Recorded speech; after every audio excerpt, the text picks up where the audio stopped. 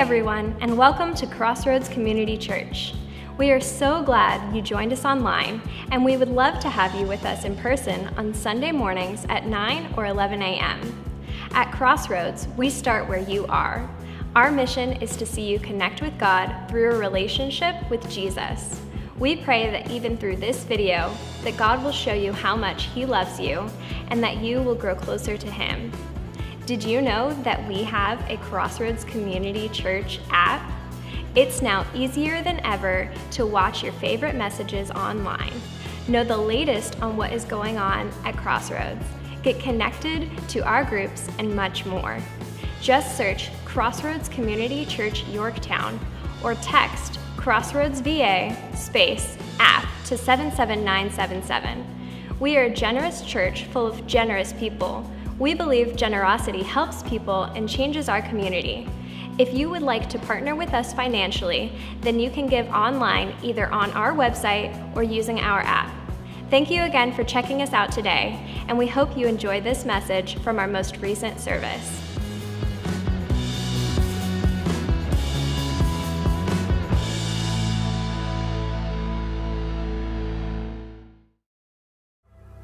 Welcome to Crossroads. We're really glad to have you here this morning, and we're in a series called King David, and we've been calling it King David because we really couldn't come up with a better title than that for the series, so we're just calling it King David. And we left off last week. David was in a really, really bad place. You probably remember he's, as we do often, when we begin to make poor decisions, we begin to spiral, or things in our life begin to spiral, and then we make other decisions that aren't great, and then we continue to spiral downward, and that's where we see David. And last week, if you remember, we were right at the moment when, at the very last minute, David was about to make another horrible decision, and right at the very last minute, you guys remember?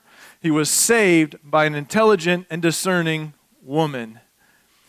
Right at the very last minute. Her name was Abigail. And today we find David just coming off the backside of that. He is in a cave. He is at rock bottom. He is at the worst place that he's been in the whole series that we've been in so far. In his whole life, he's in a really horrible place. He is depressed. Although he doesn't have a doctor that can diagnose him as depressed, he's depressed. He's anxious, because his life is just in a huge upheaval, and he's in a place where he's just alone. He doesn't know what to do. He's not sure what the next decision is for him, and maybe you've been there. What I love about David is that his life is so real. He's such a real character that he experiences the same things that we do. Any of you ever been in a cave before? We find him in a cave. Now, it maybe for you it's a cave of maybe not a physical cave. He probably wished it was a physical, kind of thing where he's like hanging out, going on an adventure, hanging out in a cave, going spelunkling or whatever it's called. Is that what it's called?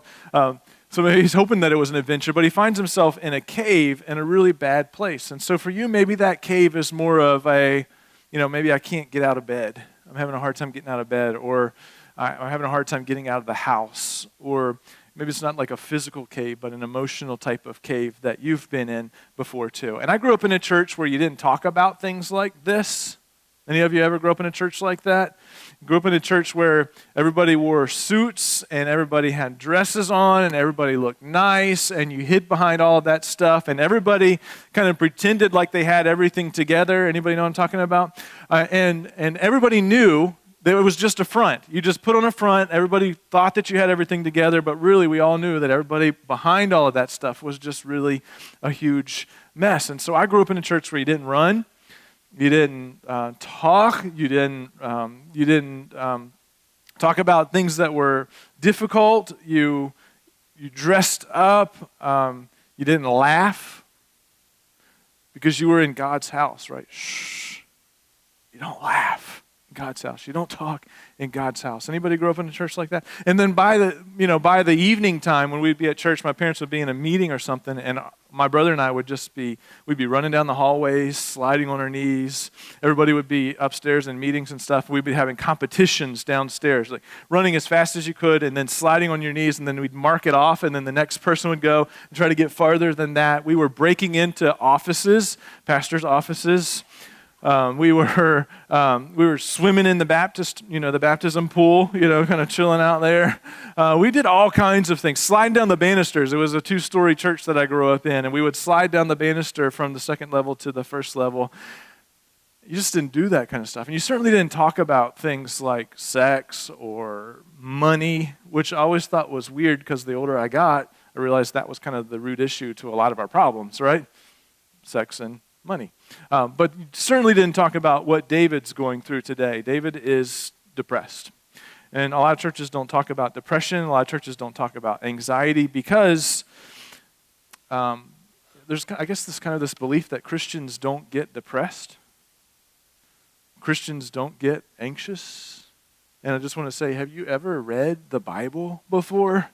Have you read the people in the Bible who are struggling with things? You ever heard of people like Moses, Elijah, Jonah, Paul? Now here's some of the stuff from them. Moses, you've heard of him before. He says, I'm not able to carry all this burden alone. The burden is too heavy for me. If you will treat me like this, kill me at once.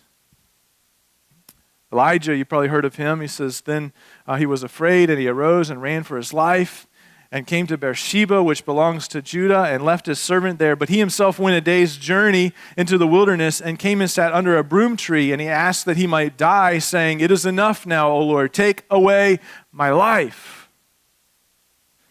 Jonah, you know the story of Jonah. He says, O Lord, please take my life from me, for it is better for me to die than to live. Paul in 2 Corinthians says, for we do not want you to be ignorant, brothers, of the affliction we've experienced in Asia, for we were so utterly burdened beyond our strength that we were despaired of life itself. These are heroes in the Bible. These are characters in the Bible, and churches don't talk about depression. I think it's important to talk about it because over the last 20 years, prescription medications for depression and anxiety have risen 400%. And yet the church doesn't talk about situations like this. And then we find David here in a cave. And he's had a really, really tough season. I mean, if you've ever been in one of those seasons where it's like everything is going wrong for him. He's running for his life. He's making bad decisions. Things are beginning to pile up on him. Remember, he's coming off of a horrible decision where the priests were killed and a bunch of other people are killed because of a decision that he made. And we find him in a cave just really struggling in this moment. Just struggling. And what I want us to do this morning is to look at how David got there. I want to look at how he responded, and then I want to look at what God did for David that God can do for you. So let's talk about David's overwhelming situation to start. How did he get here? Well, let me give you the short story. So it all started with the throw of a spear. It all started with the throw of a sword. It was a sword of not just any man, but the reigning king, King Saul, throws a spear and tries to pin David to the wall. Now, the reason why he did that was because he was extremely jealous. If you've ever read the story of Saul and David, Saul was extremely jealous. He was a paranoid guy. He was a nutcase. He was jealous. And everything that David touched turned out well. And so the jealousy of King Saul continues to rise. And here's a root issue. King Saul was the reigning king, yet God had rejected him as king. Samuel had anointed David as king, and yet he's not serving as a king. So there's a king that's still in place that God's rejected, and there's David who's been anointed as king, who's going to be the next king. You see any issue with this? It would be like you being at work, right? So let's say you're at work, and your replacement, which you didn't know was your replacement, you didn't know that the company was getting ready to part ways with you, and your replacement's been working beside you all along the way. And not only has it been your replacement, but that person has been better at the job than you, and everybody at work likes that person better than they like you. That's what it would be like in this situation. So Saul is just growing in jealousy because everything that David does, he does well. He's like the golden boy. You know anybody that's like everything they touch turns to gold? You know anybody like that? And so everything David touches turns to gold. He goes out and he fights a battle and he comes back and people just celebrate. David's a hero again. He gets another challenge. He goes out and does it. He comes back. Everybody celebrates because he's a hero. The women begin to sing in the streets that that Saul slayed his thousands, but David has slayed 10,000s or tens of thousands. And so the rage continues to build in Saul to the point where he calls David into the inner palace and he throws a spear at him and tries to pin him to the wall, not once but twice. And it's at that moment that everything in David's life changes with the throw of a spear. Now, you've probably not ever had anybody throw a spear at you, have you? But there are moments in our life, right? Because they aren't ours, they are in our family. There are moments in our life where you're kind of just plugging along and things seem to be going well, and then all of a sudden it's like a spear comes at you. It's like maybe it's a medical diagnosis.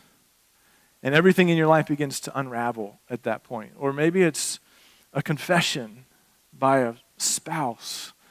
Maybe you catch somebody in adultery in your family. Maybe your spouse in adultery. Or maybe you lose your job and it's that spear that comes flying at you, and then everything in your life begins to unravel at that point. You ever had one of those moments? Am I just the only one? Ever had one of those moments in your life? Good.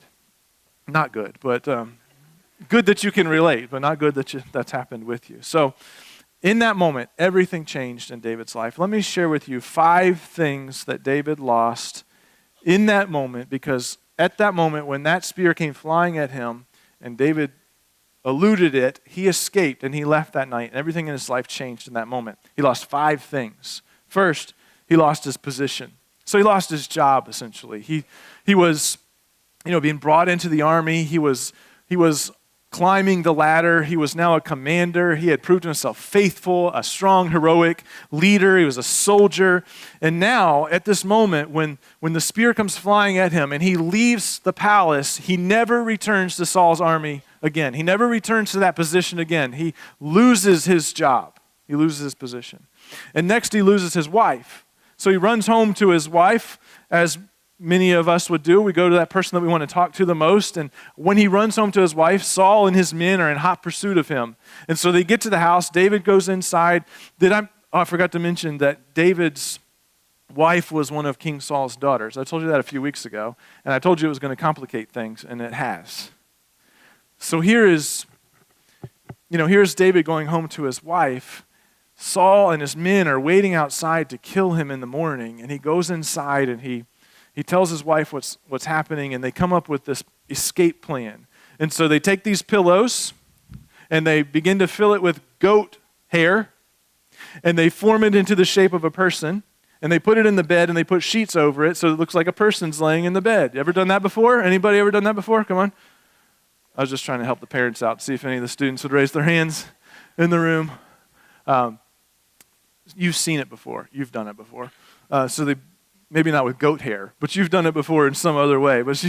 So this is a pillow of goat hair sitting there, and they put it in, they put the sheets over it. David escapes in the night, and the next morning they come in, and they imagine them kind of rushing into the house, and they begin to stab the goat hair pillow, thinking that it was David, and David wasn't there. He was gone. And so Saul is just, more angry because his daughter has deceived him. So he's like, why have you deceived me? Why have you lied to me? And his daughter tells a lie. And she says, David told me that he would kill me if I didn't go along with this plan. You don't threaten a daddy's daughter, do you? Anybody got daughters in the room? You don't threaten a daddy's daughter. And so this makes him even more angry. And so in this moment, David has not only lost his job, but in this moment, he goes one way and his wife goes another, and they'd never be joined together again. Third, he loses his mentor. So if you've ever had that person in your life, think about that person in your life that you go to talk to, that's there for you when no one else is there for you, somebody that kind of encourages you, prays with you, gives you scripture, somebody that you really look up to. That was Samuel for David. And so David goes to Samuel and is there with Samuel, and Samuel's going to encourage him and give him scripture and pray with him. And while he's there with Samuel, David understands that Saul knows where he's at. And now he has to leave Samuel. So he goes one way, Samuel, the prophet, goes another way. So he's lost his job, he's lost his wife, he's lost his mentor, and next he loses his best friend. Things continue to get worse for him, right? Now, we haven't talked much about Jonathan, but Jonathan was Saul's son and David's best friend. And so the two of them come together. David's like, hey, Jonathan, your dad's trying to kill me. He's like, no, he's not. He would tell me. My dad tells me everything, every detail of everything. He's not going to kill you. And so they come up with this plan. You can read it for yourself. It's a really cool story in 1 Samuel chapter 20. This really cool plan of how to signal. So Jonathan went into the house. He talks to his dad. He finds out that, yes, his dad is trying to kill him because he blows up at him. He goes outside. He shoots the signal, the arrow to David, so David knows that he needs to go. And so they come together for one last meeting, and then Jonathan goes one way, and David goes another. He lost his best friend. And then, probably worse than anything else, he lost his self-respect. So you remember a few weeks ago I told you that David, he went to the priest, one of the priests, and he was hungry. You remember this story? He was hungry. He was alone. He didn't have any of his men with him. And he's there in front of the priest, and he asked the priest if the priest has a what? Do you remember what it was? A weapon, right? A weapon. So he's like, he didn't have a weapon. So the priest gives him a sword. And whose sword was it? Goliath's sword. I mean, it was Goliath's sword. And then he takes that sword and he runs out to the Philistine camp. And remember, Saul hears that the priest helped David, and he comes in and he kills the priest and all his family. Just a horrible, horrible bloodshed.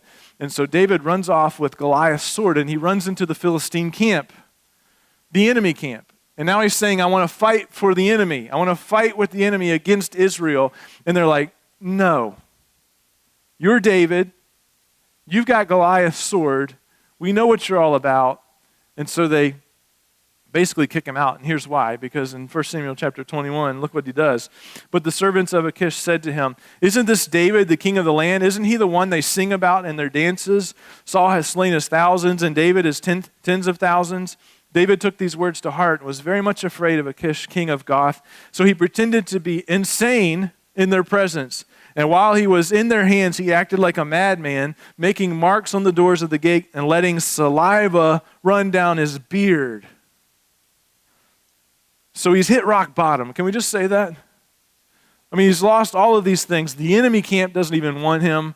He's got that sword of Goliath. They don't want him in the camp. And so he begins to act like a madman because they're surrounding him. And then finally the king says, look, I got enough nuts in my palace already and on my team. I don't need another nut. And he sends David out.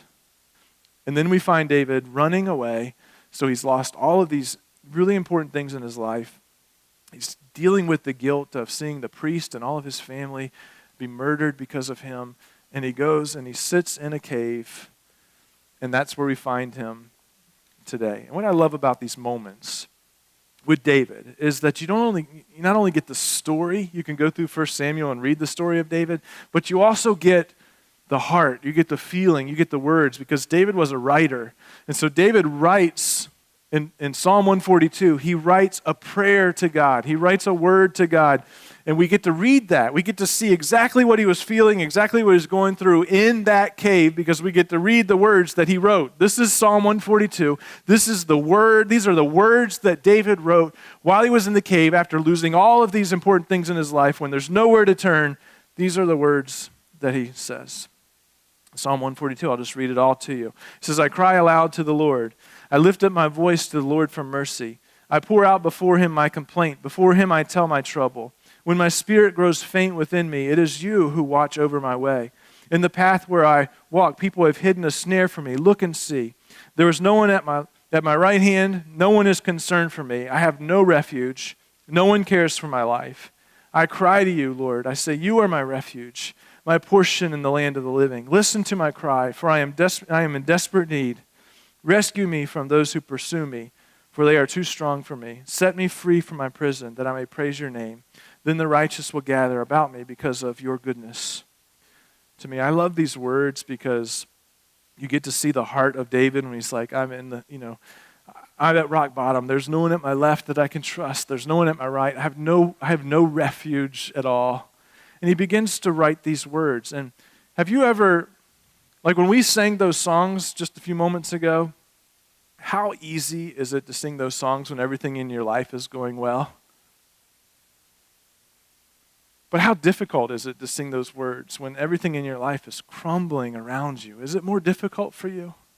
Is it hard for you to say, because it is for me? It's hard for me to sing words about great are you, Lord, when sometimes I don't feel that way because of things going on in our life and our family.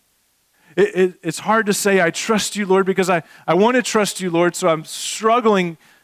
Anybody else do this? You're struggling to say, you know what, I trust you, Lord. I trust you, Lord. But at the same time, it's like, but God, can you fix this?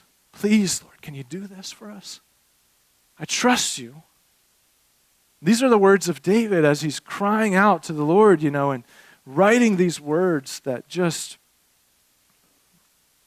show the inner heart of this man that's struggling, saying, I have no refuge. And then he comes to the point where he's like, but you are my refuge, God. And he's just going back and forth because he's struggling. Let's look at his response. So we see now how David got there. Let's look at his response. Number one, he heard enough to admit his need. And so when we're hurting, you need to tell someone. You need to tell a friend. You need to tell a parent. You need to tell a group leader. You need to tell someone that you can share your hurt with. But remember that you can always, just like David did, you can always declare your hurt to God. You can always cry out to him. You can always tell God that you're hurt. Let him know what's going on. You see, most of us walk around and we pretend like we have it all together. And we don't do that here at this church. We live uncovered here. And by living uncovered, that means there are times when things are messy and things are difficult and we have to tell each other what's going on in our life and we have to cry out to the Lord together and we need people to come beside us and pray with us.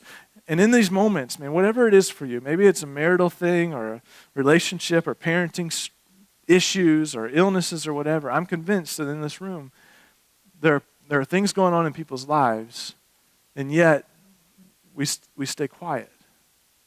And David sits down and he uses his voice. He says, I cry out to the Lord. I lift up my voice to the Lord for mercy.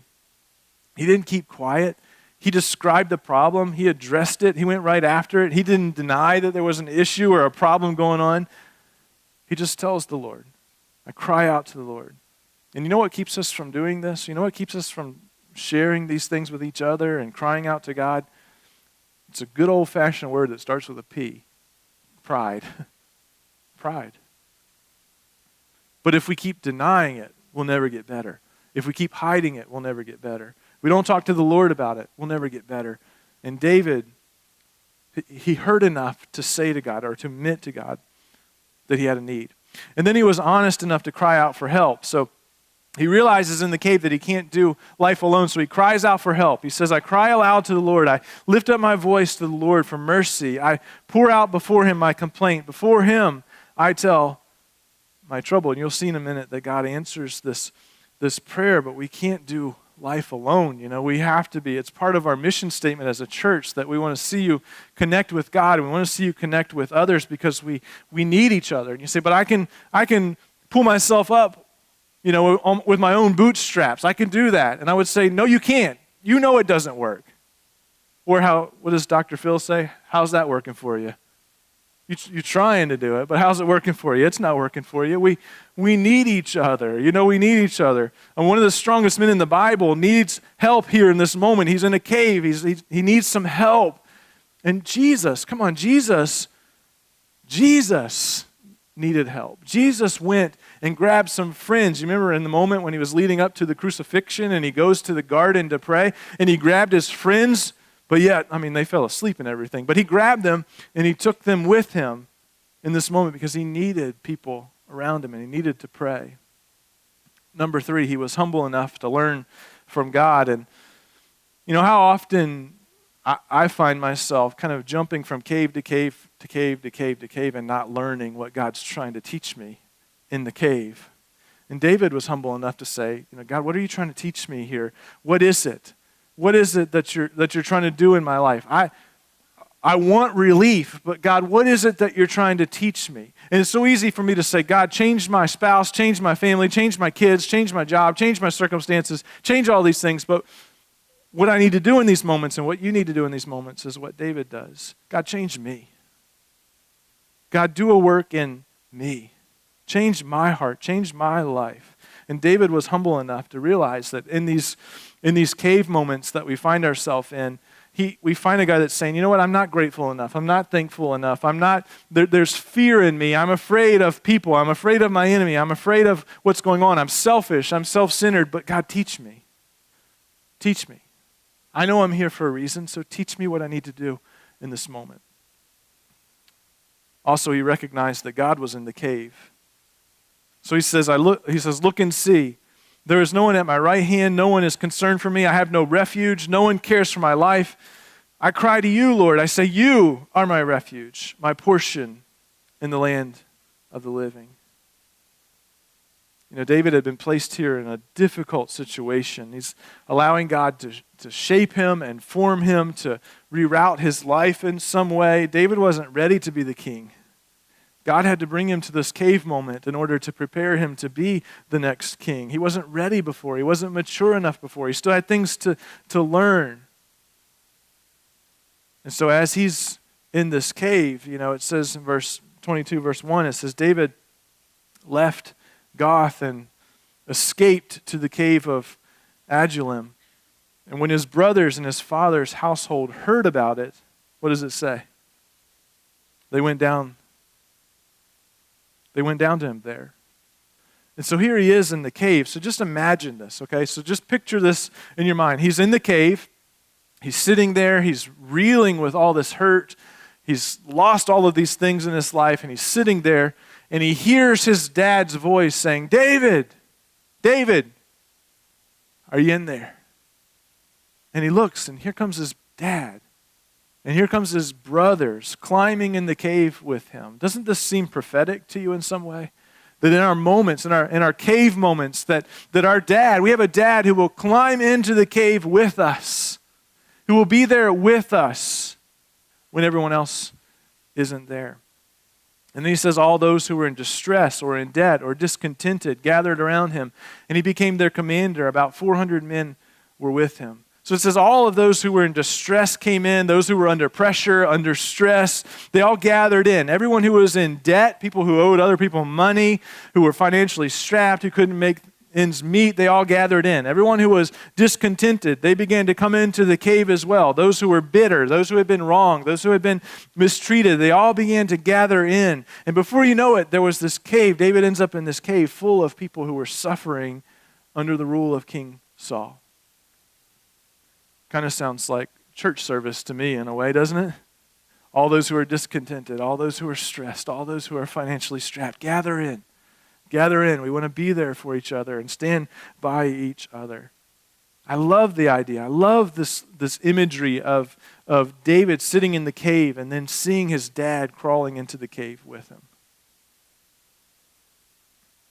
And I want you to know this morning that whatever situation you're in, whatever cave you're sitting in, that you have a Father who wants to crawl into that cave with you and sit with you and be with you in that moment.